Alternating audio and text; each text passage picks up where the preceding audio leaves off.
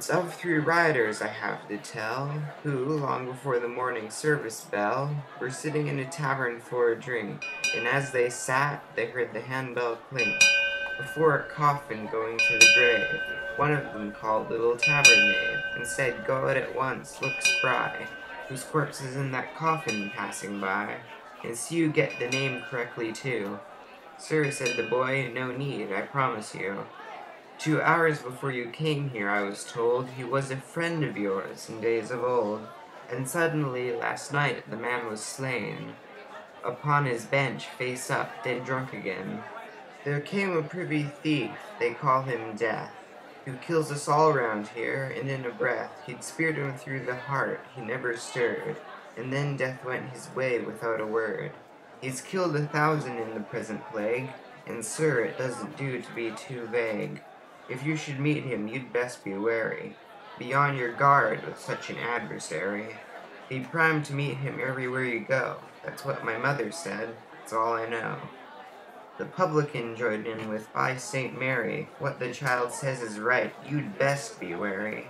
This very year he killed in a large village, a mile away, man, woman, serf at tillage, page in the household, children, all there were.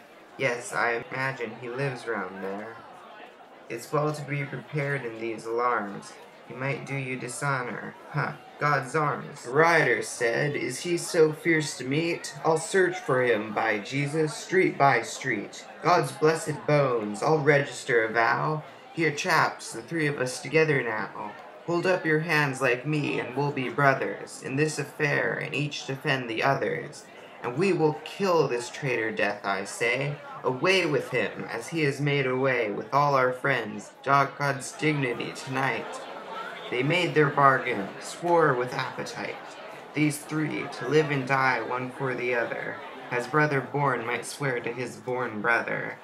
And up they started in their drunken rage, and made towards the village which the page and publican had spoken of before. Many and grisly were the oaths they swore, tearing Christ's blessed body to a shred. If only we can catch him, Death is dead. When they had gone not fully half a mile, just as they were about to cross a stile, they came upon a very poor old man, who humbly greeted them, and thus began, "God look to you, my lords, and give you quiet." To which the proudest of these men of riot gave back the answer, "What, old fool, give place? Why are you all wrapped up, except your face? Why live so long? Isn't it time to die?" The old fellow looked him in the eye, and said, "Because I never yet have found, though I have walked India, searching round, village and city on my pilgrimage, one who would change his youth to have my age, and so my age is mine and must be still, upon me for such time as God may will. Not even death, alas, will take my life. So like a wretched prisoner at strife within himself, I walk alone and wait about the earth, which is my mother's gate, knocking with my staff from night to noon, and crying, 'Mother, open to me soon. Look at me, mother, won't you let me in? See how I wither, flesh and blood and skin. Alas, when will these bones be laid to rest? Mother, I would exchange, if for that were best, the wardrobe in my chamber standing there, so long for yours, I for a shirt of hair, to wrap me in, she has refused her grace. Whence comes the pallor of my withered face?' But it dishonored you when you began to speak so roughly, sir, to an old man, unless he had injured you in word or deed. It says in Holy Writ, as you may read, 'Thou shalt rise up before the hoary head, and honor it, and therefore be it said, do not more harm to an old man than you, now being young, would have another do, when you are old, if you should live till then, and so may God be with you, gentlemen, for I must go whither I have to go.' 'By God,' the gambler said, 'you shan't do so. You don't get off so easy, by St. John. I heard you mention just a moment gone a certain traitor Death, who singles out and kills the fine young fellows hereabout. And you're his spy, by God. You wait a bit. Say where he is, or you shall pay for it. By God and by his holy sacrament, I say you've joined together by consent to kill us younger folk, you thieving swine. Well, sirs, he said, if it be your design to find out death, turn up this crooked way, towards that grove I left him there today. Under a tree, and you'll find him waiting. He isn't one to hide for all your prating. You see that oak? He won't be far to find. And God protect you, that redeemed mankind. Aye, and amend you. Thus that ancient man. At once the three young rioters began to run and reached the tree, and there they found a pile of golden florins on the ground. New coined, 8 bushels of them, they thought. No longer was it death these fellows sought, for they were so thrilled to see the sight. The florins were so beautiful and bright, that down they sat beside the precious pile. The wickedest spoke first after a while. Brothers, he said, you listen to what I say. I'm pretty sharp, though I joke away. It's clear that fortune has bestowed this treasure to let us live in jollity and pleasure. Light come, light go, we'll spend it as we ought. God's precious dignity, who would have thought this morning would be our lucky day? If one could only get the gold away, back to my house, or else yours perhaps, for as we know, the gold is ours, chaps. We'll all be at the top of fortune, hey? But certainly it can't be done by day. People would call us robbers, a strong gang, so our own property would make us hang. No, we must bring back the treasure by night, some prudent way, and keep it out of sight. And so as a solution I propose we draw for lots and see the way it goes. The one who draws the longest, lucky man, shall run to town as quickly as he can, to fetch us bread and wine, but keep things dark, while two remain in hiding here to mark our heap of treasure. If there's no delay, when night comes we'll carry it away, all three of us, wherever we have planned. He gathered lots and hid them in his hand, bidding them for where their luck should fall. It fell upon the youngest of them all, and off he ran at once towards the town. As soon as he was gone, the first sat down, and thus began a parley with the other. You know you can trust me as a brother. Now let me tell you where your profit lies. You know our friend has gone to get supplies, and there's a lot of gold that is to be divided equally among us three. Nevertheless, if I could shape things thus, so that we shared it out, the two of us, wouldn't you take it as a friendly act? But how, the other said. He knows the fact that all the gold was left with me and you. What can we tell him? What are we to do?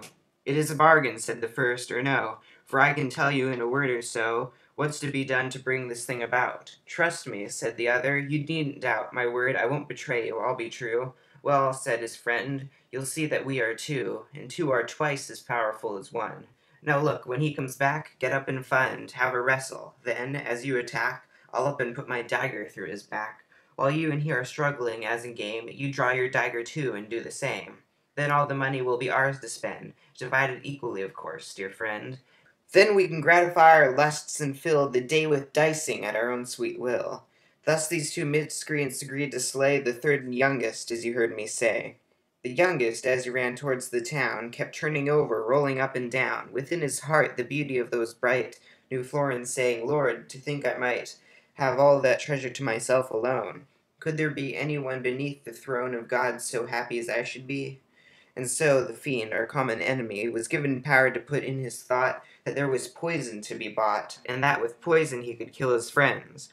To men in such a state the devil sends thoughts of this kind, and has full permission to lure them on to sorrow and perdition. For this young man was utterly content to kill them both and never to repent.